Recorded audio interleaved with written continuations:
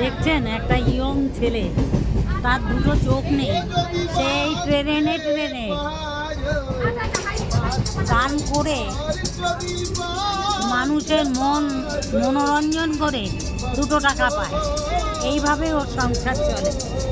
ভগবান মানুষ রূপে পাঠায় ঠিকই, কিন্তু তার চোখ দুটো কেন দেয় না ঈশ্বর জানে। আমি ভগবানকে বলি, ঠাকুর মানুষ পাঠাও, কিন্তু তার চোখ দুটো ঠিক করে পাঠাও, যে যেন ফুটে খেতে পারে। এরম একটা চাই।